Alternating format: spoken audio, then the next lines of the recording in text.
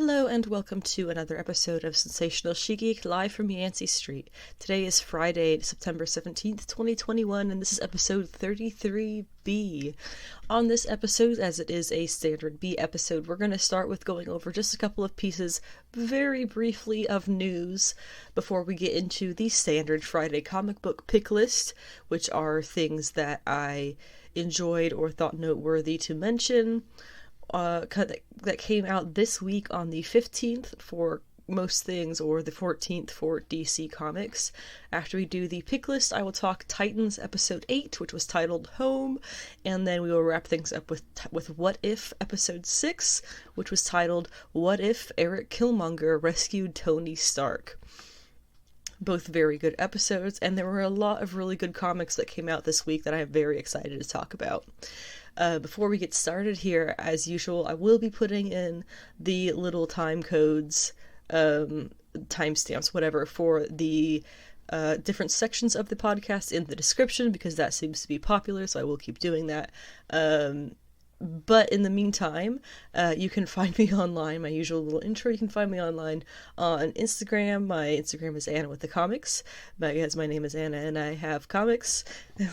My Twitter is Savage She-Geek, because sensational was too many letters. My website is sensationalshegeek.weebly.com, and my cat is sticking her arm under the door. It's my cat's birthday. Gotta add that in here. She's 4 years old today. Her name is Lucifer Sabrina. We call her Lucy, or Lulu, or Lululemon, or little butt nugget fell out of somebody's butt.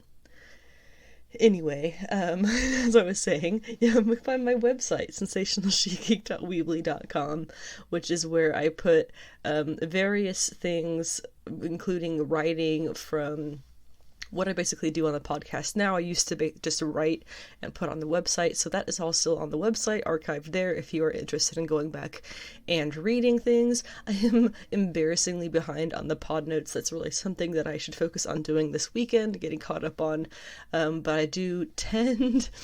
behind on it, but I do put up the podcast notes that I take through the week, things that I want to discuss, and it's 9 o'clock. Things that I want to discuss and don't want to get too off track of unless alarms go off and distract me on the podcast. I keep all these notes to go through it when I record, and to make sure I hit everything that I want to hit, and I put them on the website, or at least I'm behind on putting them on the website, because I want it to be accessible for people who would rather read the news and everything that's going on in comics and comics media, or for people who are hearing impaired and would like to keep up but would have to read it. So that would be a way for them to keep up with it as well. I don't do any necessarily do very much editing to it, so sometimes it's really clear and sometimes it's probably not, but it is just the notes that I go through on the podcast. I also have, as somebody recently commented there, and I was happy to see that, the reading orders of some of my favorite female characters in comics from a variety of publishers. The two that are completed are for Madeline Pryor and for Clea, who is a Doctor Strange character traditionally. Madeline Pryor is going to be popping back up here in Marvel December, it's starting to look like. So if you want to know about her, I would definitely recommend checking all of that out. I've basically gone through every single issue that she appears in, as I've read all of her appearances front to back probably 3 times now. I go through all of the appearances that she has and summarize what happens each time she appears, to be like just a summary of her character's history in general. So if you would like to catch up on knowing her, that is there for you as well. Also on my website are links to everywhere that you can listen to this podcast, which does include YouTube, where I also post action figure review videos, the latest of which was the SH Figuarts Beerus, comparing him with the kind of lower end SH Figuarts version of Beerus. 2 different versions you can get out there, so watch the video to see which one you want to put money into. The next thing that I'm going to be putting on the YouTube for review videos of that sort is going to be the HasLab Sentinel, whenever that decides to show up, because I think we got tracking 2 weeks ago.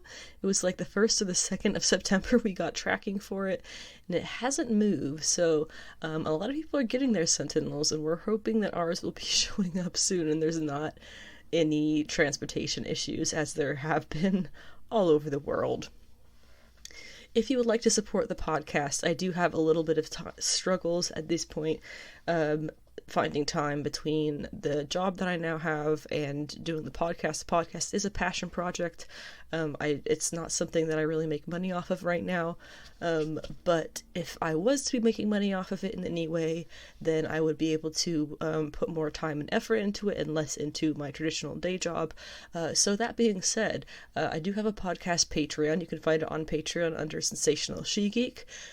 You can do, I don't know if they do one-time donations, but they do, it's like a monthly subscription kind of thing that you can do for whatever amount you feel like, and it's completely unnecessary to give any money to the podcast. I will never charge to listen to the main podcast, so don't worry about any of that. This is all just optional stuff if you would like to support the podcast. So there's the Patreon, there's also the Ko-fi, K-O-F-I, and you can find me on there under She-Geek. I can do one-time donations, the whole idea behind it being give this creator, $5, $3 so they can go buy a cup of coffee while they work, because that's the whole idea behind it. And I also have a Redbubble store where I have some fun little text, I guess you would say, text designs, signs and t-shirts and things. Redbubble, you can make one design and put it on anything, so that's what I've got there. Just a couple of things, in case that is something more or less what you would like to do to show your support for the podcast. Otherwise, of course, as usual, the best way to support the podcast would, of course, to be just sharing the podcast, whatever service you use to listen to the podcast. You can like, you can subscribe, you can share, you can comment, whatever the things you can interact with the podcast, interact with it so that other people are more likely to see it and interact with it as well. In the news, we only have 2 really short things about 2 television projects that will be coming who knows when, because they are both extremely early in development. The first one it's kind of funny, as a spin-off of the Matt Reeves The Batman movie, which has yet to come out, but does have really, really good early reviews. As a spin-off of that, there is going to be a Penguin TV series starring Colin Farrell, who does play the Penguin in the Batman spin-off. In the Batman, and he will be playing him in the spin-off too. And this will be on HBO Max, and it is supposed to be something like a, quote, Scarface-like origin story. So that makes me feel interesting. No disrespect to Colin Farrell or Matt Reeves or anything like that. Oswald Cobblepot. I messed that one up, didn't I? Oswald Cobblepot. Now I can't stop. Oswald Cobblepot. There we go. That is the Penguin. And he is not really a character who I would really... He's not the kind of character who I would have, especially 10, 15 years ago, guess Colin Farrell would be playing, or really anybody would be taking too seriously. But then again, look at what's happened with the Joker. A lot of people taking him way too seriously, but yeah, this is interesting news, and that's really all I have about it, is that it's apparently in the works. Oh, I do also have that it will be executive produced by the 2 guys who are executive producing the Batman, who are, of course, Matt Reeves, and the other one is Dylan Clark. So, assuming that the Batman is a success, then I guess we'll all want to see the Penguin TV show. Is it going to be called The Penguin? Is it going to be called Oswald or Cobblepot? Because as far as I understand, he's not going to be the Penguin necessarily in the Matt Reeves Batman movie. He's going to be Oswald Cobblepot. And if you've seen the trailer, which at this point I think most people have, if not, go watch it, you do see him very briefly, and he looks like a younger Penguin who is maybe not the crazy crime lord that we know him from the comics as nowadays. But I don't know. This is interesting news, and that's we'll just have to wait and see. Similarly, we'll just have to wait and see what happens with this one, because I'm a lot more. I don't really care if the Penguin series does well or not, but if this one, assuming that it comes to fruition, it'll have to do well, because it is a live-action She-Ra series that is in development at Amazon, of all places. It's apparently going to be not connected with the animated TV show that recently came out, which did take the traditional She-Ra story where she was the sister or the twin or something like that of Prince Adam, who was stolen away by the evil witch, and then he gets, she gets brainwashed, and he comes and saves her and gives her the sword, and she becomes She-Ra. But in the animated show, they did it a little bit differently. You could technically argue that she's still the sister of Prince Adam, because you never really find out who her family was, if I recall, on the animated show, the recent one. But it is also, she's not brainwashed. She's in that army willingly, and there's no He-Man mentioned, period. So that's kind of how the animated show went. If they're doing things differently than the animated show, I wonder if they are going to be going back to that kind of original origin that she had, where she was connected with He-Man. But mostly, I'm just concerned about it being trash, because, I really, really enjoyed the He-Man series. I don't know if I ever talked about it on this show, but it's not a He-Man series. That was the whole thing. It was called Masters of the Universe, the Kevin Smith one that just came out. Part 1 of it, I gotta remind you, that was part 1. There's gonna be another part, which is most likely gonna have a lot more He-Man in it, so don't get your panties in a twist. I really enjoyed that. But what I'm getting to here is, because the main character of it was a female Master of the Universe, there was a good amount of hate and a good amount of people trying to claim that the show was, oh gosh, here's a better example. I posted this to my Instagram story a few days ago because it was hilarious and sad. I guess there is a certain sect of the internet that doesn't like the idea of this whole She-Hulk show coming out, because they think that it's disrespectful to the character of the Hulk, and you're stomping on Stan Lee's grave because he created the Hulk as a boy for a reason. Not knowing, I suppose, that Stan Lee created She-Hulk. Savage She-Hulk #1, written by Stan Lee with art by John Buscema, or Buscema. Please don't shoot me for not knowing how to pronounce it. I know his name. That's what matters. But that was Stan Lee there, guys. So, please stop with the, oh, I hate all these female remakes of Man-Things. No, that's not what it is. That's not what it is. It's just not made for you.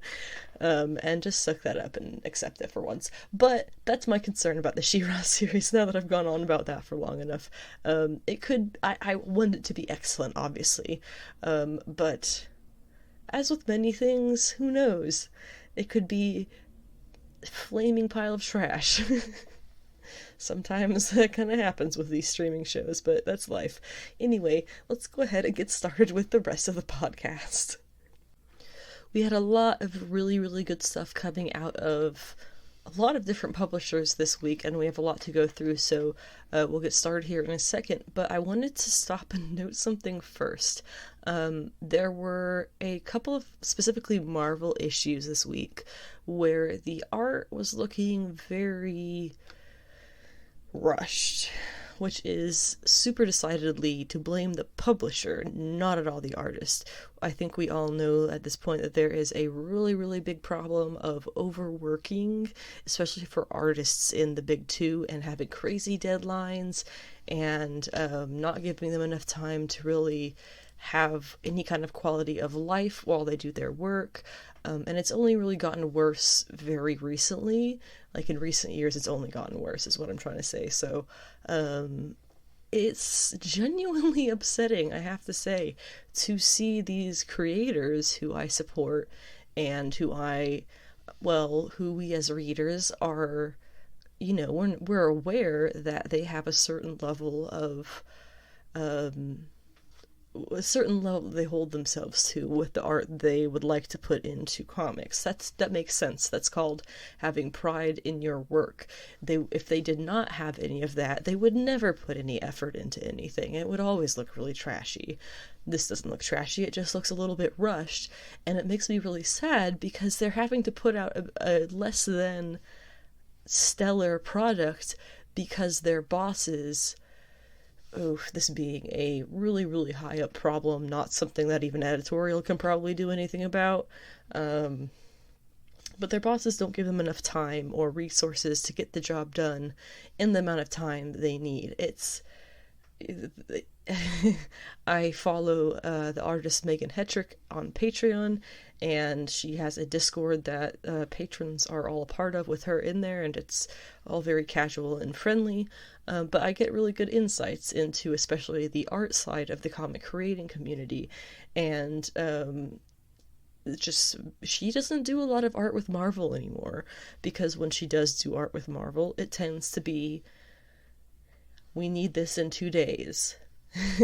or something to that extent, where with her just as a primarily cover artist, you can see how that would get real problematic really fast when you have interior artists who are potentially working on multiple issues a month, who now have to double down and either make sacrifices in their personal life, in their quality of material that they put out, or both, because there just isn't the time to do it all. It's just not possible.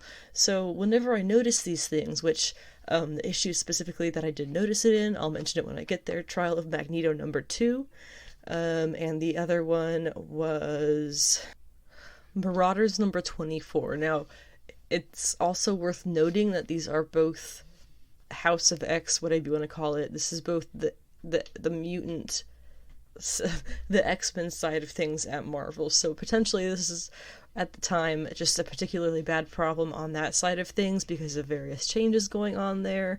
But whatever it is, it's not fair to the artists, it's not fair to the readers necessarily, and it's the publisher doing nothing but that being that meme with the person on the bike sticking the stick in the bike pegs and falling. They're doing it to themselves because they're not giving their creators enough time to put out the best product they could. But anyway, I just wanted to note that before we get into this stuff, because comics are so much fun, but they're not necessarily, they're definitely not an unproblematic media for a lot of reasons. There's environmental factors, there's obviously, as Substack has brought up again in the industry recently, there's a lot of pay discrimination and things like that, just not taking care of your creators. Comics are not an unproblematic industry by any means, and I think as fans of this medium, we have to be fair in taking into account all sides of it, the good, the bad, and the ugly. With that said, let's start talking about, and I don't have anything really in order this week. Some of these things I'm going to talk about a lot more than others, and some, whatever. It'll be fun. First, we're going to talk about Eternals Thanos Rises. Now, this was a kind of middle step between Kieran Gillen's first 6 issues of Eternals and what'll be the next, what I imagine, 6 issues.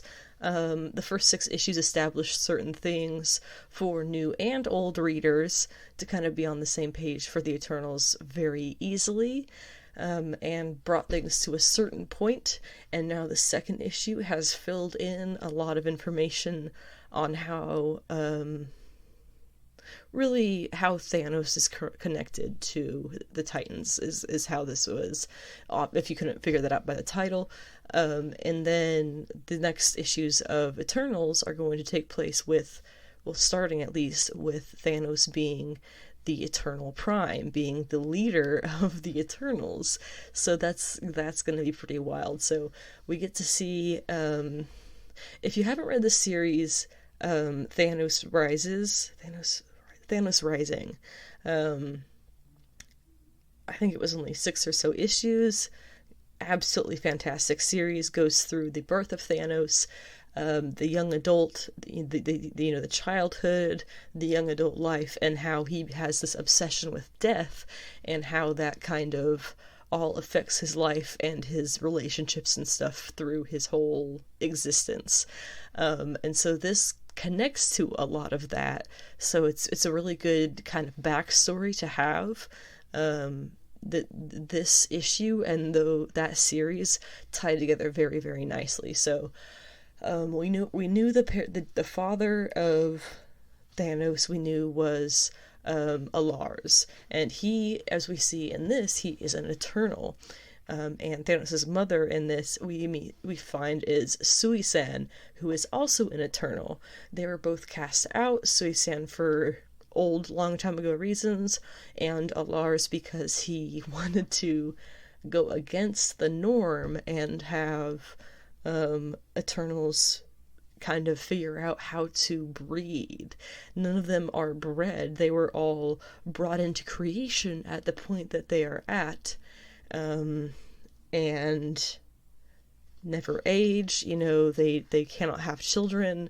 They are the status quo. So Lars wanted to change the status quo, and there was this whole big war that started by him, basically, and they end up kicking him out in the end and wiping all the memories of the rest of the Eternals, so they don't know whose side of the war they were on, and nobody holds grudges, which is kind of a funny way of dealing with problems, but okay.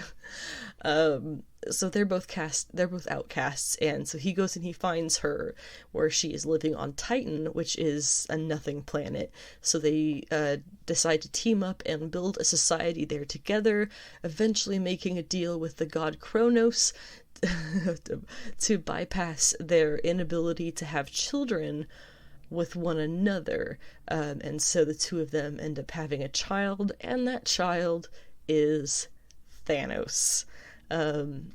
There's a little bit more to it in Thanos Rising, the series, where you learn that his father was doing all kinds of experimentation on his pregnant mother and his fetus self. So there was a little bit more to it, not just the fact that they shouldn't have been breeding, because remember, Thanos also has a brother, Eros, who they kind of don't really mention but kind of reference in this, and there isn't really an explanation of Eros' existence in this, which is kind of interesting, and I wonder if they're going to explain that at any point, because as far as I know, Eros is the son of both the parents that Thanos is the son of. So I don't know, it's kind of interesting, but my whole thought on that is basically Eros came out fine, and then Thanos came out all messed up because of the experimentation that we see happening in Thanos Rising. I guess that works for me.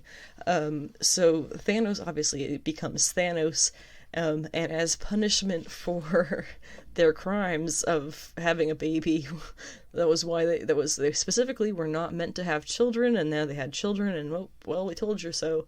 So as punishment, they are put into exclusion. So exclusion for the Eternals is whenever you die, you are brought back, but if you're not brought back, you're put into exclusion, which is basically just like into holding. You're just kind of you're not going to exist for a while until they decide to bring you back. So I guess that for the two of them, they bring them back and they put them in basically jail cells. I guess there might be multiple different forms of exclusion or ways to understand it, maybe. But Alaris wants to speak to his wife, and she refuses to speak to him or see him, and even says that she wishes that they'd never been born. So that's... Remember, she, when Thanos was born, she looks at him and she sees death and she tries to kill him. And she kind of loses her mind in that moment. So she knew, as soon as she saw him, that he was going to be as evil as he was going to be. And so she could never forgive her husband for that. So for her husband, they put him in a room where they add a single pixel of light to the 360-degree kind of screen that's around him. They add a single pixel of light for every death caused by Thanos until he goes blind with his eyes getting burnt out. That's pretty nuts. And so the issue kind of ends with this very spooky premonition of sorts, that says if Thanos were to find out the only way to destroy the womb that bore him was to destroy the planet itself. That's gonna be a little dark, because of course if his parents are in exclusion, they are being held at the center of the planet, because the planet in a sense is the machine that keeps bringing them back and whatnot. But so Eternals Thanos Rises, I keep saying Rising because it's Thanos Rises versus the Thanos Rising series, tongue twisted, but really, really satisfying. I love how Kieran Gillen sticks with using the kind of blue, or I guess I would say black pages, the same way that Hickman utilizes the white pages for information in the X-Men stuff for him right now. They do the similar thing over with the Eternals for Kieran Gillen, with black with blue lettering, and it looks really good, and it's kind of a nice contrast to the different worlds that these characters and groups of characters come from. Marauders number 24 by Gary Duggan and Phil Noto. As I did mention, it was super clear that Phil Noto had to do a lot of rushing on this, cutting a lot of corners.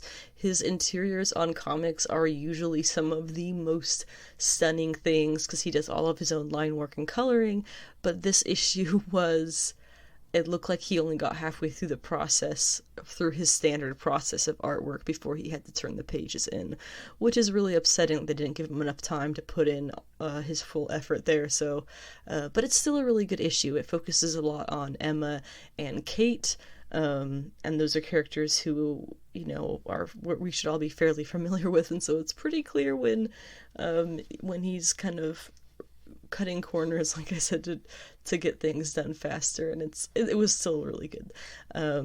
But there's been something with this issue that's been happening for a minute now, that I really, this series, that I really, really enjoy. I mentioned it before, I think the last two issues that have come out, and that's that it has kind of become the women of the Hellfire Club just kicking butt, not even really without lifting a finger.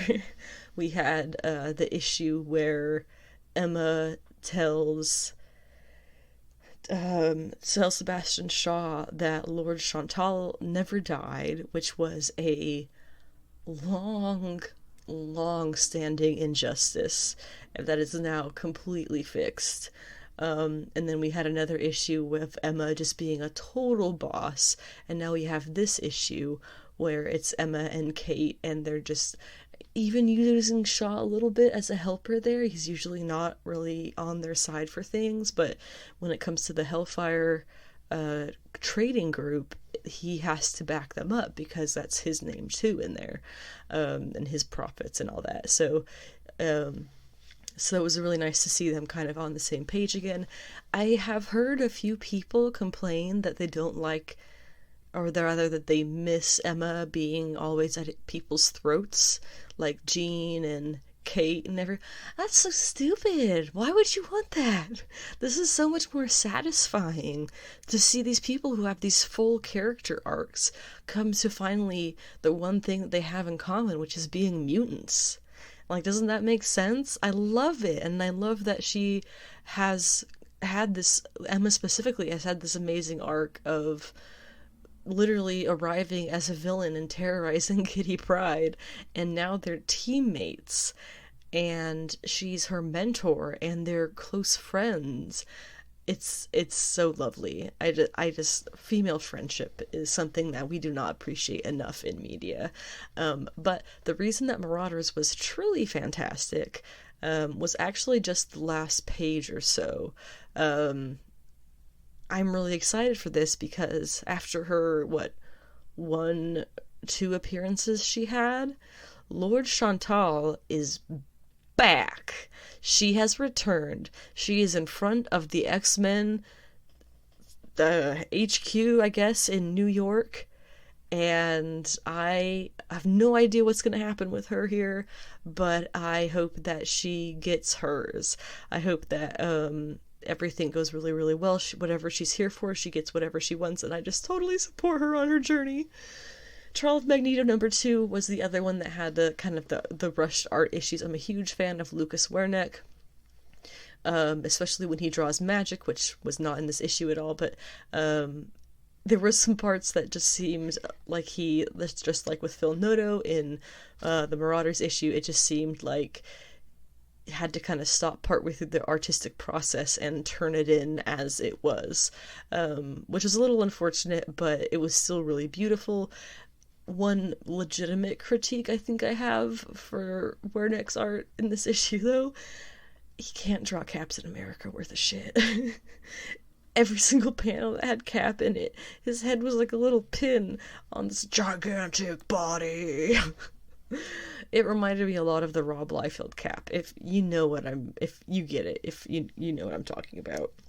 But this issue was not a whole lot of forward movement. It kind of just got us, it was kind of just I felt like this issue was being used as a tool to get us to a certain point, which is really what comics, every comic is, I guess, but it kind of felt like a lot of the elements story-wise were a little bit rushed as well, or kind of smoothed over to try and get it to the next point.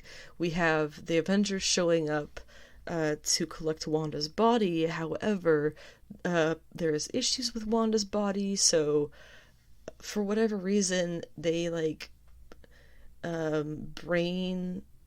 do something with Magneto. It's Rachel? No, not Rachel. Hope? It's Hope who she does something with Magneto to tell him to go keep the Avengers from getting to Scarlet Witch's body, because her body's being absorbed into Krakoa or something. There's still a little bit of confusion with what's going on physically with her body, because I thought Kyle had been sucked into whatever was happening with her as well, but then we see him in this issue attacked by Magneto. So that's the sort of thing that I mean by some of the elements of it seemed a bit rushed, don't match up, but that's fine. The overall story is the point here, and the overall story, when it gets to the end of the issue, we have Magneto basically against the Avengers and the X-Men, and he kind of shouts at them, "What do you want me to say? You want me to hear that I killed her? Fine, I killed Scarlet Witch." And then Scarlet Witch pops up and says, "Well, that's not true."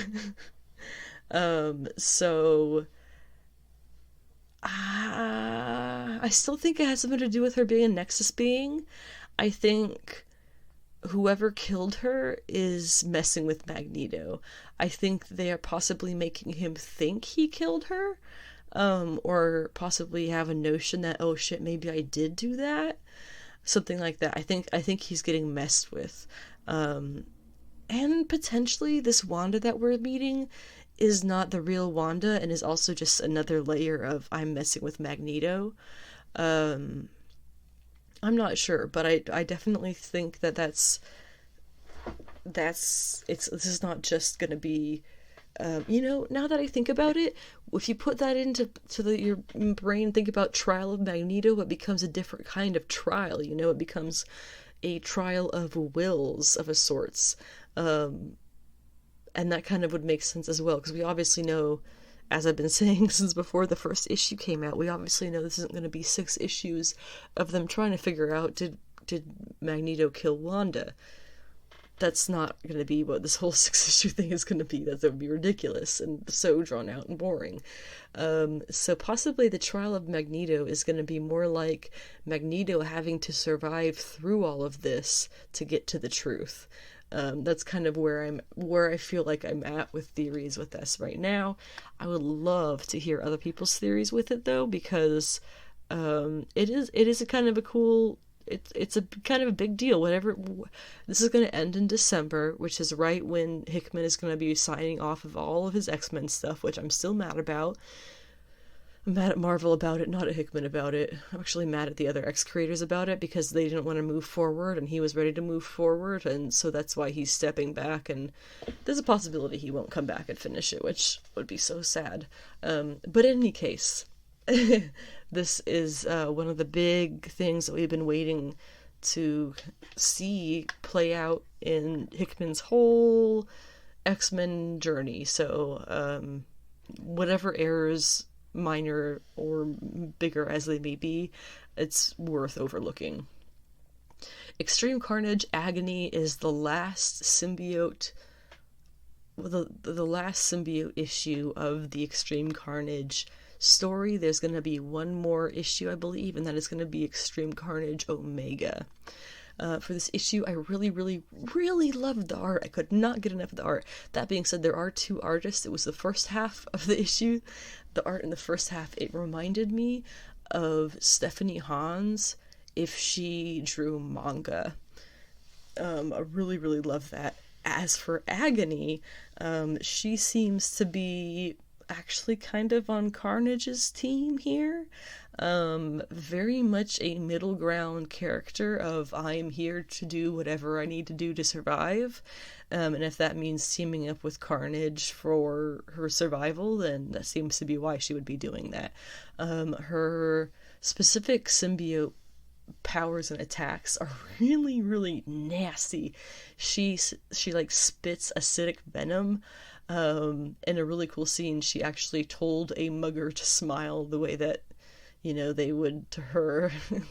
It'd be pretty if you smile more, like that. He told him to smile more before ripping his face off as she melted it with her tongue. Really, really brutal. Completely badass.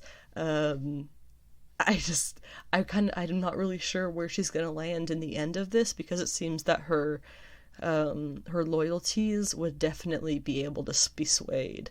Also, she has a collection of dead person parts in her apartment, apparently.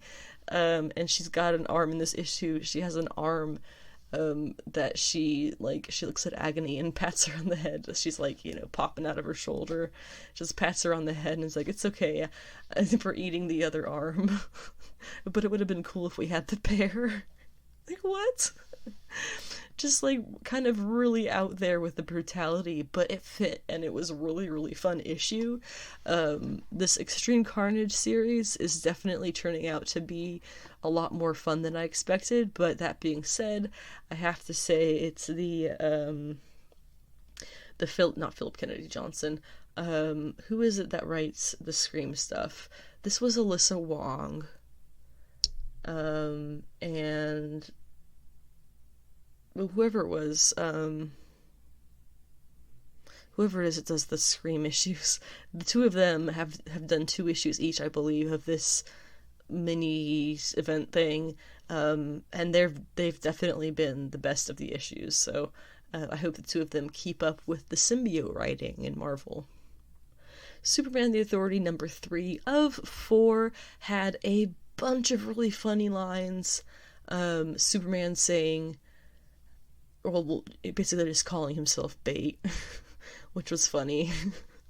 I just thought it was funny. I don't somebody, I don't remember who was referring to Superman, saying he's famous for his pecs and his biceps, not his IQ.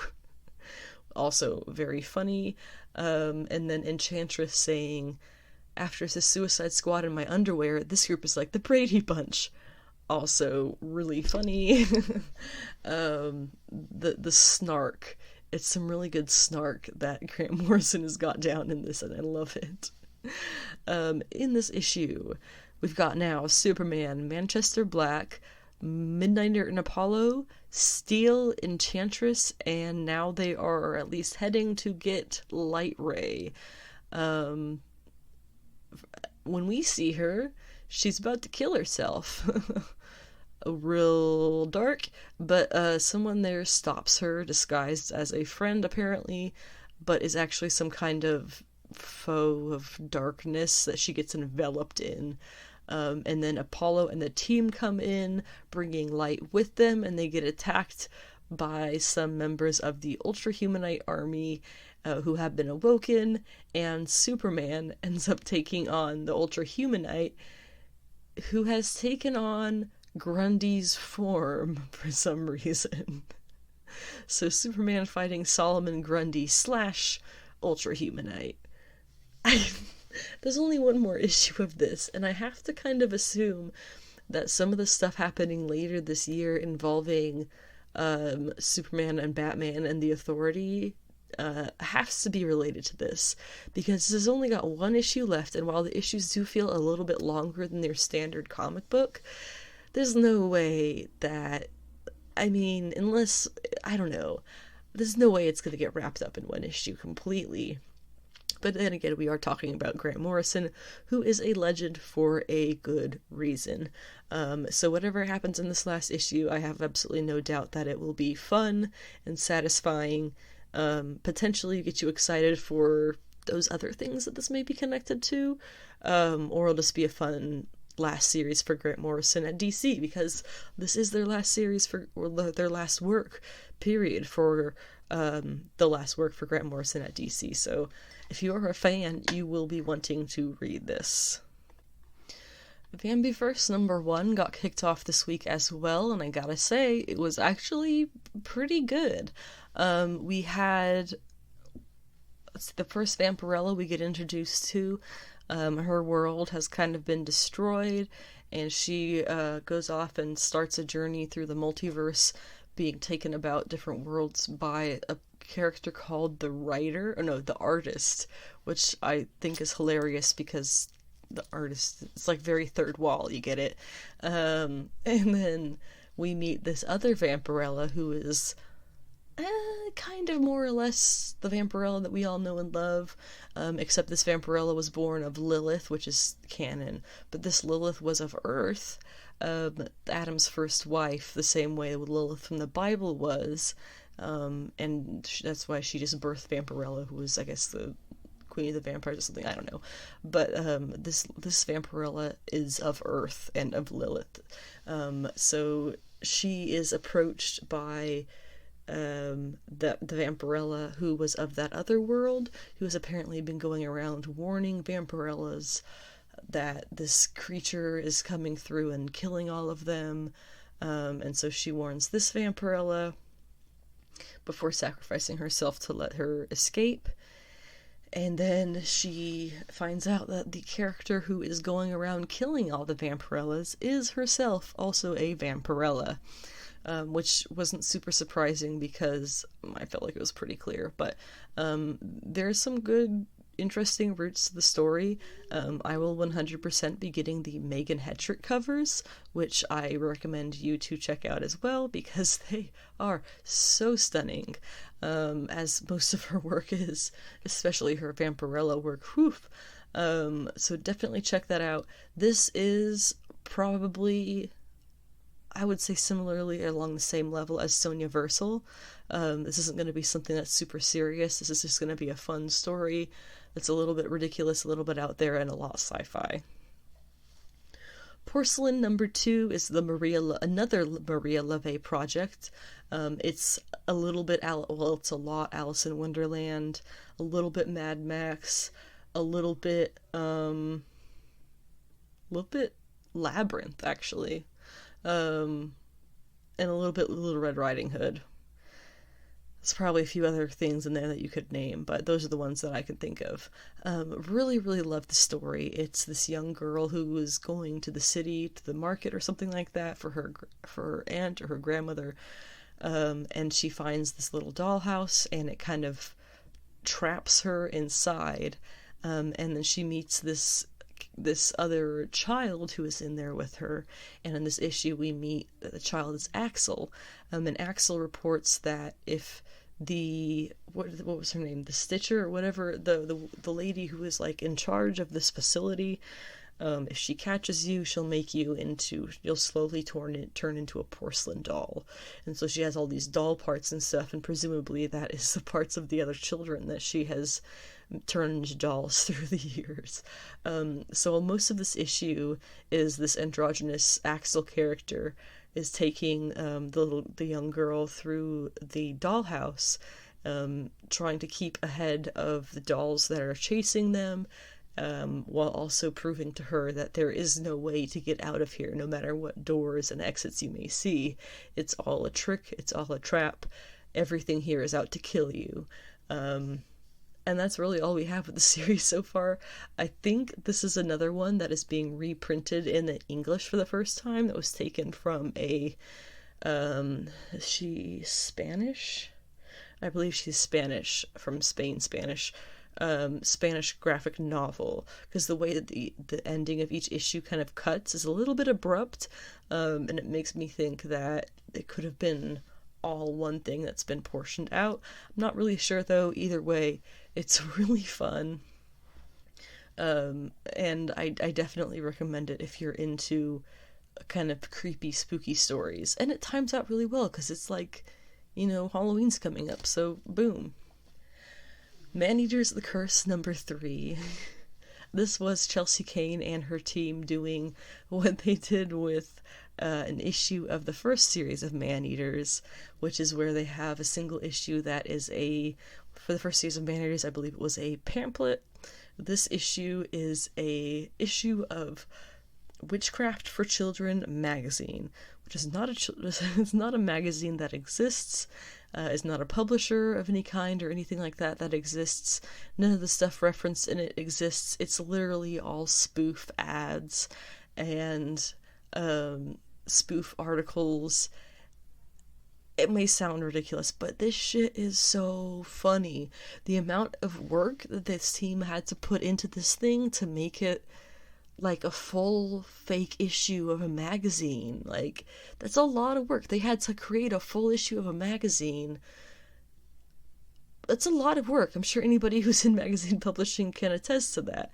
And it's very admirable that they were able to do this. And from what I could tell, I don't think I got every detail, but from what I could tell, they stick to the world 100%, because this is not our world that these stories for Maneaters take place in, Spy Island either, which was also by the same creative team. This is a different reality altogether. And the snarky, humorous, dry humor way that everything happens, in this issue included, is just so incredibly stellar. This is the kind of comics I want to read till the day I die. So please buy this so Chelsea Cain will continue making comics. The Mighty Valkyries number 5 was the finale issue of this series. We finally we're just down to Mattia de Lulli, which I'm sure I mispronounced, on art. Completely stunning, what I like to call cinematic art style. Basically, in this issue, after the beginning of a big blowout that we had in the last issue, here everybody shows up in hell to fight Fafnir, which I'm probably mispronouncing, who is the dragon, who is like a nephew or something of Hela, who used to rule hell.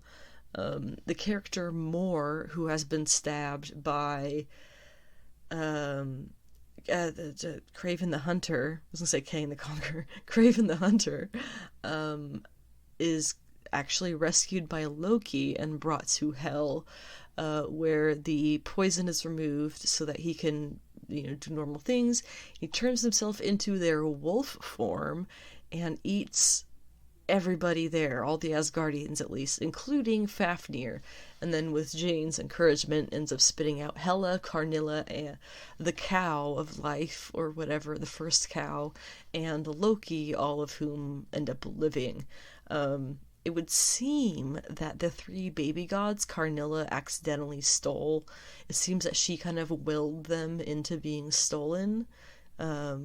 Kind of accidentally stole them when she was willing them into existence, but that's wasn't willing them to existence, she was just willing them to her presence more. It seems that they have been able to go back to their parents in New York to be watched over by Jane and Loki, and Loki is seen putting protective spells over their apartment to make sure that there is as little trouble here as possible. So then Jane and Runa, at the end of the issue, go off with Wilhelmina, who tells some story about not wanting to give birth or trying not to give birth before crossing over the border. I don't know who that is. Who's Wilhelmina? Where did she come from? What have I forgotten? Wilhelmina? Wilhelmina? Who was Wilhelmina? Whatever it is, I hope we see more of Jane and Runa soon. Harley Quinn, Eat, Kill, Bang, Eat, Bang, Kill Tour. Whichever order, This was really, really cute. One thing, if you didn't like the TV show, you are definitely not gonna like this, because it's kind of, it's like the TV show on comics rules. Is that even possible? The TV show is on comics rules. I don't know. It was super cute. It's all about Harley trying to make sure that Ivy is like good and everything after leaving the wedding. Ivy is not good. Ivy is having some serious issues with having to accept the fact that she has left Kiteman at the altar and feels like she will never be loved and accepted by anything, blah blah blah. It's a very tough mental situation that she's going through, and Harley is Harley, but she does care, so hopefully she will continue to do her best. And I guess this is kind of going to be a pit stop between seasons 2 and 3. We are still getting season 3, I think, coming in the spring of 2022, so keep a lookout for that. In the meantime, you do have this series. I know it has come out digitally already, I am aware, but I am not doing that. I just want to read it paperback because that's how I do things. I don't know why the voice change there was necessary, but I really enjoyed this.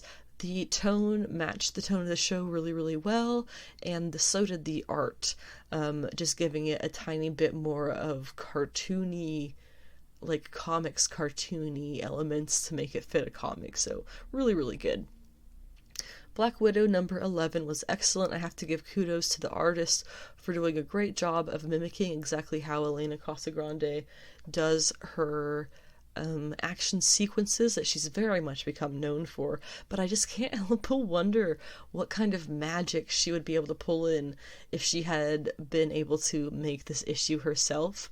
I know she is not permanently off of Black Widow by any means. She is, I think, doing like every third issue or something now, which is kind of disappointing because her art is one of the most beautiful things to look at and all goodness, but this was really good art as well. It fit, and I am loving that we have this team now of these 4 women working together. It's Black Widow, it's White Widow, it's Anya Corazon, who is Aranya, and it's the new girl whose name I don't remember. Lucy? Was her name Lucy? Whatever it is. She has cool electricity powers, and Anya obviously is a spider girl. It's a really cool team. It's some characters, specifically White Widow and Anya, who we don't really see too much of, even in Widow's line of work. And then this new character who seems to fit in really well as being kind of a counterpart to Aranya, being of similar age. So in this issue, they were fighting these pair of villains, or at least this was the Widows. The Widows were fighting this pair of villains. I suppose they're villains, who are called the Twins, There's some kind of circus act where they're twins, obviously, who can shift their body mass between them. So one of them can be really, really beefed up and the other one can be kind of scrawny, or they can both be kind of middle ground. And it's something that they do instantaneously during fights to keep people on their toes, which was really, really well portrayed in the art. It was made very, very clear what was going on. This was something that I honestly think 30, 40 years ago, at this point we'll have to say 40 years ago, like the 80s or even the 70s, this would not have been a thing that could have happened in comics. Having these two characters with these powers, there would have had to been so much textual explanation and exposition about it to try and explain it. It would have taken up the whole damn page. So with modern comic art being as having excelled as much as it has, I honestly think that's how that worked. And again, kudos to the artists for doing a really fantastic job. You're not Elena Casagrande, but you're still really good. Fantastic Four Life Story number 4, which I believe is of 6 total issues. This was the 90s. Good old 90s. And this issue, for the most part, was focused on Ben Grimm. It was him narrating for the most part. We have Sue is broken up with Namor. We have Reed is actually an old man, but stretches his skin to look young. We have Shuri marrying the Little Richard. The Little Richard, oh god, that's terrible. Servitor, their son, whose name I'm blanking on right at the moment. But that's a genius hookup, I think, to children of Marvel royalty in a sense, and also smart people, whatever. It was I'm doing a terrible job with this. I'm not the biggest Ben Grimm fan. I get why people like him. I totally get it. It's just not my thing. It's like how people like cottagecore. Not my thing. I totally get the appeal. It does not appeal to me. But what was really cool about this issue, in the end, the Silver Surfer arrives, and kind of proves that, no matter what prepping you guys have done for Galactus, I'm just his herald, and you guys can't do shit about me. What are you gonna do when Galactus shows up? So, really brought some of those questions up. And the next issue is gonna be the 2000s. And it'll have been 40 years of the Fantastic Four in the works, so I'm really curious how this series is gonna end with the group as old folks, or possibly dying of old age. I don't know, we'll see. Homesick Pilots number 9 confirmed that the ghosts that we see in this series are all created through trauma. And you take the salt and they stay away from you, which is great. However, they kind of are taking over Meg. And when her team tries to kind of rescue her, she realizes that all of this needs to stop. All of the creating more trauma, the house creating more trauma, and all the ghosts and everything, it needs to be ended. But there's ghosts everywhere. All this trauma happens everywhere. So I don't know if there's going to be a 10th. I mean, I know there's going to be a 10th issue. I don't know if there's going to be anything beyond that. It hasn't been solicited yet, but I can't see this ending in an issue. It's possible to happen, I'm sure, but and the 10th issue solicitation, if you've read it, it does sound pretty final, but hoping that there's going to be more beyond that, because the series has so much room to grow still, I think. Spider-Woman number 15, just real briefly, this was Jessica's niece. We find out her mother's her backstory, I suppose, was that her mother died in childbirth because, prefacing all this, do you remember that really messed up storyline that was like a what if kind of, where Mary Jane got cancer because of having sex with Peter Parker? You get how that would work, right? Yeah, so apparently, Jessica Drew's brother did the same thing to his wife, and through her pregnancy, having his child basically killed her, and she ended up dying in childbirth. So that's her sad, tragic backstory. Now her father's a villain, and his new girlfriend is a villainess, and the kid gets a spider suit. It's kind of cool, I guess, to see a disabled kid being a superhero. Um, but I really am. I'm good with all the new characters, the new hero characters. I'm good. We have so many new additions recently that just haven't stuck. Let's take a chill pill for a second. But this is fine. I still really love Carla Pacheco on Spider Woman. I know this has been kind of an up and down with the Keegan Black and everything. Um, but I think her overall visual of what she wants to do with Jessica, I think is still really good. Ma number one, um, very, very dark. This is a girl who goes out to a feminist retreat with her sister, and she ends up going to a bar that night by herself, gets really drunk and gets roofied, I guess, and is molested.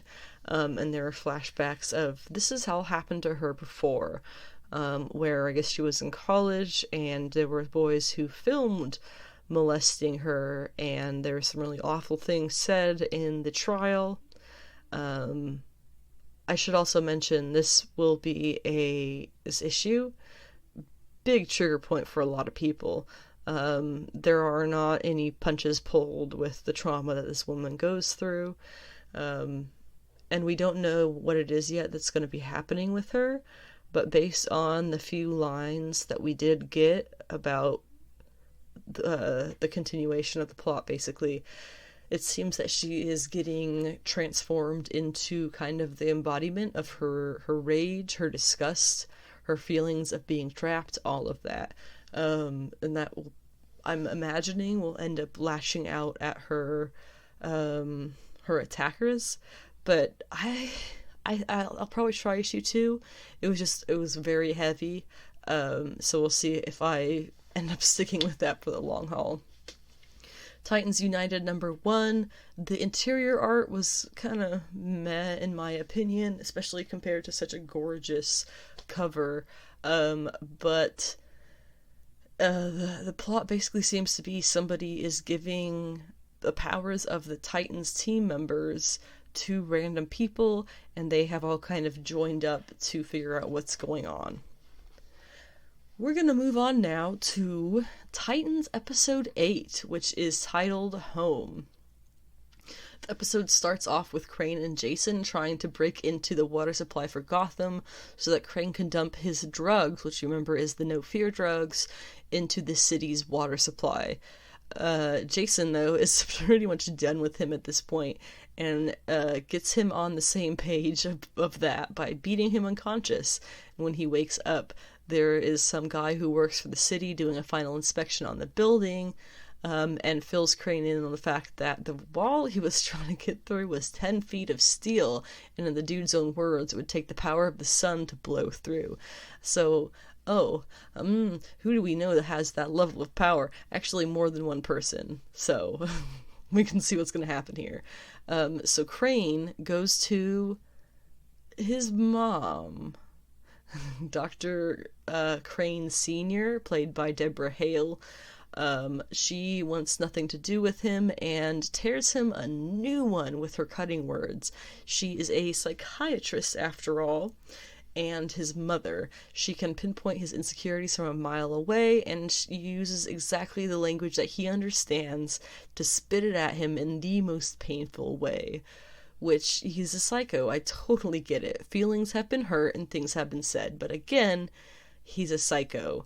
And while it was satisfying to watch and wholly justified, her impressive speech only causes him to kill her, unsurprisingly. That, and him having figured out that the cops arrived, well, she called the cops as soon as he arrived. Really too bad they don't get in the room in time to save her or to capture her son, so Another nice little failure there for the GCPD. It's also worth mentioning that in the comics, the Scarecrow's mother is called Karen Keeney. She is not a doctor of any kind. She does not seem to have any real important overall, importance, relevance to his character arc as far as I can tell. Meanwhile, after Jason left Crane, he went to some seedy underground Gotham live sex studio or something, but ended up paying them to just roleplay as Hank and Dawn, which was obviously super weird. And the dude gets weirded out by it. Don't blame him. And he leaves. The girl stays for a little bit and tries to comfort him, but then his time with them runs out. Just the scene showing how messed up in the head he is, that's all. Last week's episode actually ended with Gar, Beast Boy, finding a letter to Jason from someone who seemed to be close to him. And this week we get to see him meet and speak with her. It's Molly Jensen, who is played by Eve Harlow, who we were briefly introduced to a few episodes back as a friend of Jason's from, if I recall, just after he died, or after he quit being Robin or whatever. They talk and basically agree to keep each other in the loop and aware about Jason's comings and goings as best as they can. This leads to a conversation between all of the Titans about what to do about Jason. Do they kill him, jail him, or rehabilitate him? Gar reminds them of when he was taken over by, I believe it was Cadmus Labs, and was working against the team, and they took him back understandingly and afterwards. While I would argue that is extremely different from the situation that Jason has been putting them through, it's worth considering, that mistakes have been made, he has been manipulated. But is it possible to completely rehabilitate someone like that? I don't know. But in any case, this conversation does seem to get through to the other team members enough for them to stop arguing about killing him, at the very least. Also, did I forget to mention Commander and Connor are doing the dirty? I knew it, I called it, I was right. There was a scene earlier on with them cuddling in bed naked while Blackfire shows him various planets in the solar system on some high-tech, no doubt, Tamarinian 3D hologram thing in the air above their bed, and now we see a whole scene of them going at it, which was wild. They got really good chemistry, and also, more importantly, below the bed, while they're doing it, there is some kind of purple, flamey glow beneath the bed. It's obviously coming from Blackfire, who we believe doesn't have powers, or at least not that she knows of. So maybe we'll find out that she just needed a nurturing environment for it to develop. That would count as that. But also, as much as I think that this is adorable as hell, this does leave a little bit too much room for them to do the classic false betrayal plot, where Commander is tricked into believing that Connor betrays her somehow and turns against the Titans in turn, who in turn just really assume that she's just evil, okay. But anyway, they are enjoying each other's company very much when Starfire walks in. Thankfully, she is in another one of her dream states, vision quests, whatever you want to call it. So when her sister wakes her, Connor has already left, and she doesn't know what was going on. But the vision state is still an issue, so Coriander goes back to the sensory deprivation bath to try and see if she can get a clear look at what the vision is. In her mind, she sees herself in an empty theater. As she stands, there is a woman who appears, possibly her mother, who points to the stage and screams, and when Starfire looks, there is a baby in a carriage, or at least a baby carriage, and the woman is gone. On the stage, she opens up the baby carriage to see what appears to be herself as a baby, glowing green eyes and all. And she wakes up in a seemingly random location as herself, in the normal time and everything, in the real world. And she has been watched over this whole time by her sister and Connor, who have followed her up here, and no one really understands why she stopped here. Before they all go their separate ways, though, she does say to the other two, "Hey, so you two are sleeping together?" Which is really funny. And in the car, it is, of course, very awkward.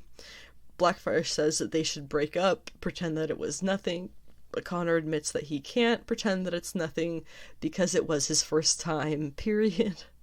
Very cute, I guess, and Blackfire is clearly very pleased with that.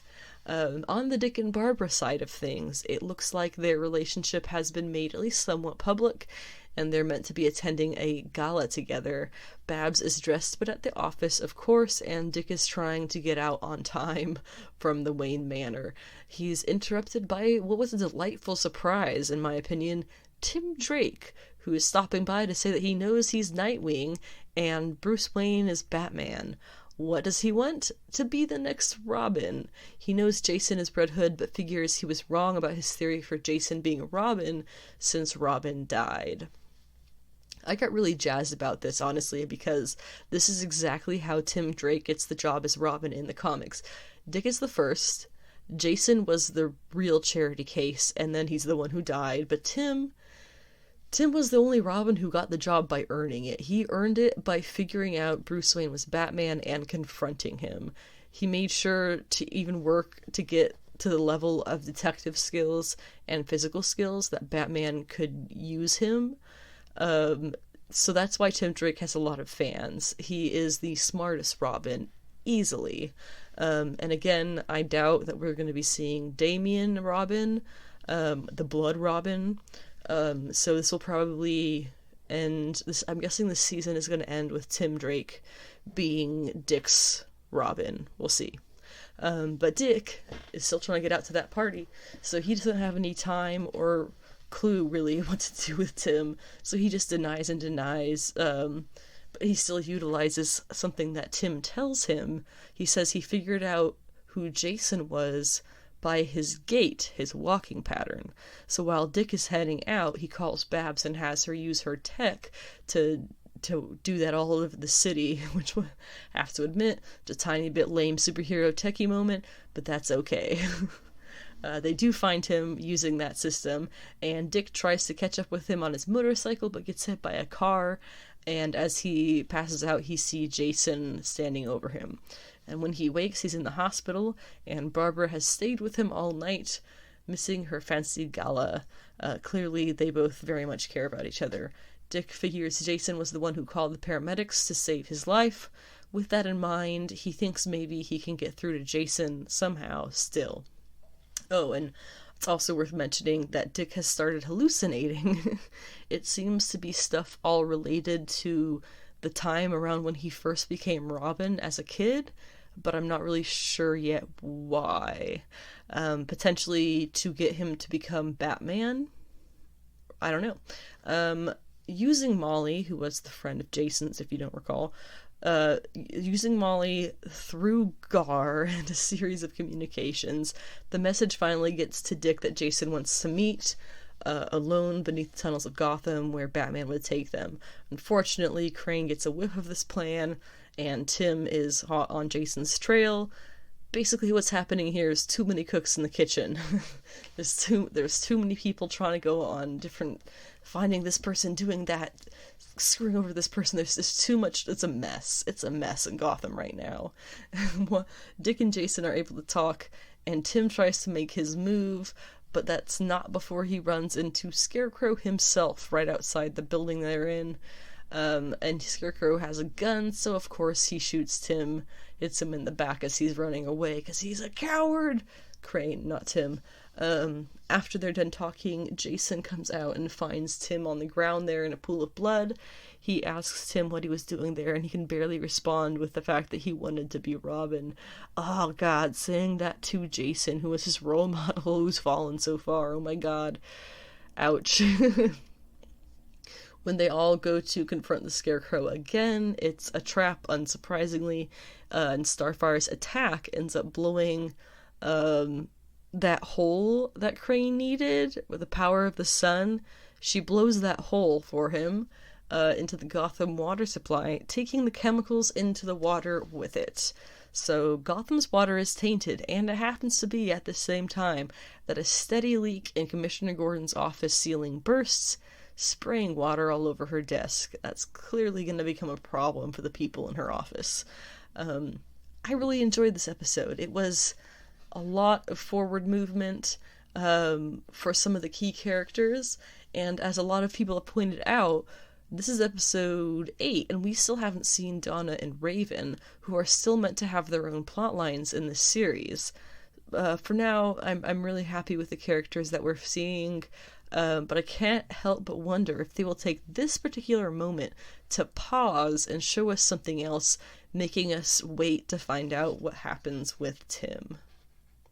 Finally, let's talk What If Episode 6. This episode premiered Wednesday the 15th on Disney+, and it was titled, What If Eric Killmonger Rescued Tony Stark?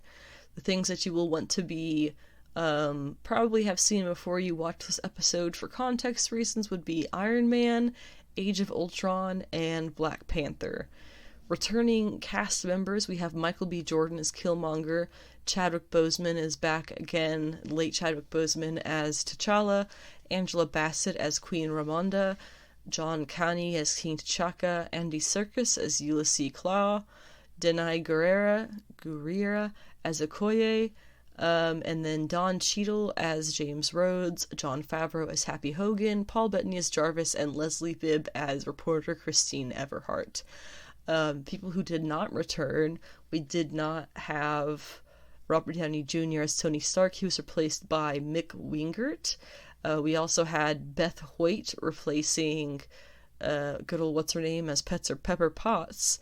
And then we have Azioma Agaki playing a much younger Shuri than we've seen in the movies.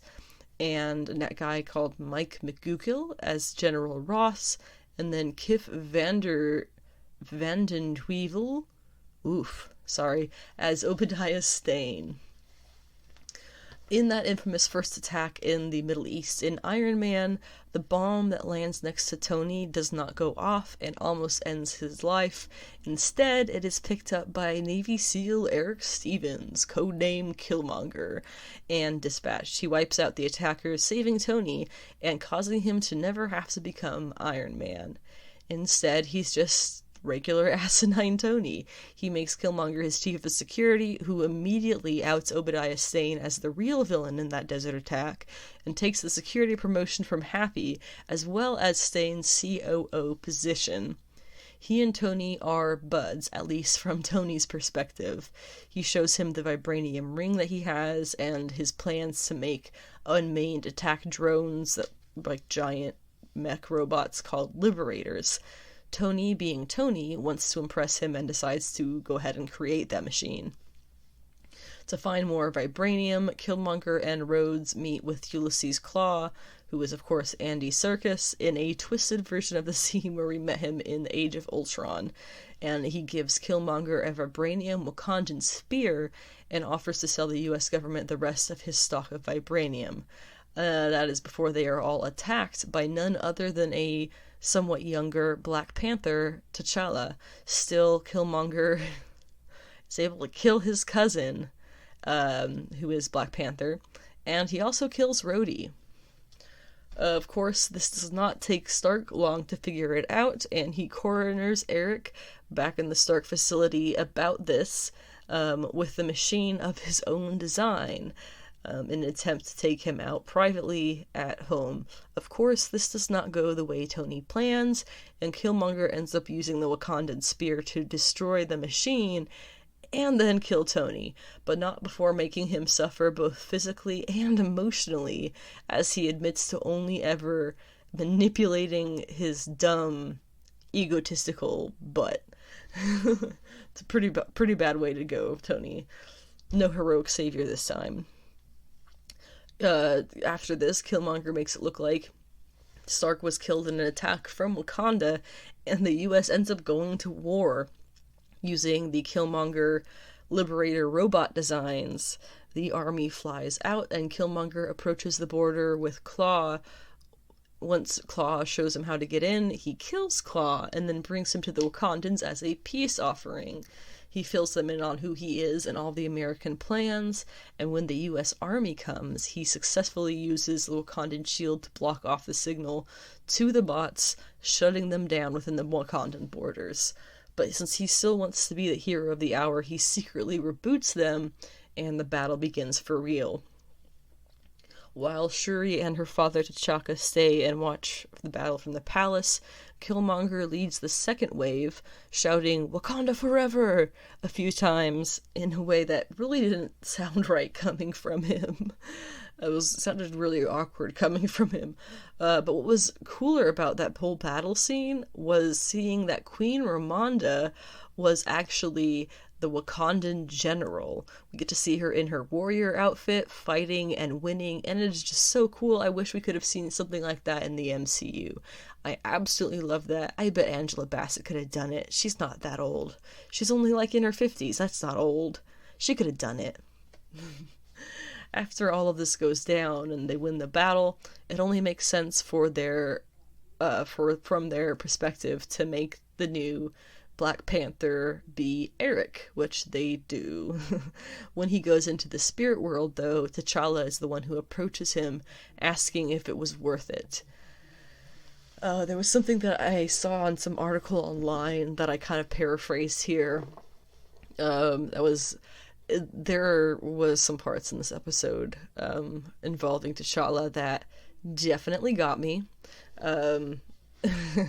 What it said on that article was that the Star-Lord episode was a celebration of T'Challa that talked up his potential to make the universe a better place.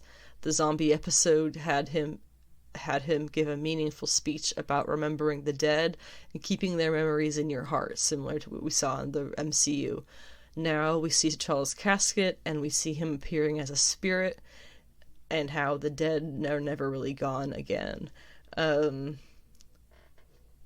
I think that when I picture how they're going to start the movie Wakanda Forever, I kind of picture, like, on one side, I picture like a "while you were gone" kind of fun video, the way that, they did at the school in Spider-Man. But it would be really, really sad because it would be explaining how T'Challa died. Or the other option would be just start with the funeral, which is basically, we saw a little bit of it here in this What If episode, but that would be the other way I could see it happening. Just start with the funeral, carrying his casket to wherever it goes. Just cover that without really explaining it. I don't know. But all of us are going to be sobbing when that movie comes out. They're gonna make sure of it. But in the end, I haven't finished this even. In the end of the episode, it does seem as if Killmonger has won everything he's ever wanted, until we see Pepper Potts returning to her office to find the young Shuri waiting for her, all the truth about Killmonger in her hand. So it's time to let the little girl handle things. She knows what's up. That wraps up today's episode of Sensational She-Geek, live from Yancey Street. Thank you very much for listening to whatever portion of the episode you were able to listen to. I will be back this coming Monday, the 20th of September, with an episode that will be focusing on the next comic book pull list for the week. And then I'm going to be going into December solicitations, meaning stuff for Marvel and DC that have been announced for coming out into December. It's a little bit early, but they've already put those out, so I will be going over whatever relevant or noteworthy things that are in those December announcements for what's coming out for Marvel and DC. Thank you again for listening to the podcast. If you do have any questions, comments, or concerns or anything like that, feel free to reach out across any of my social medias or anywhere that you listen to the podcast, and I would love to hear your feedback and etc. comments. Have a good week.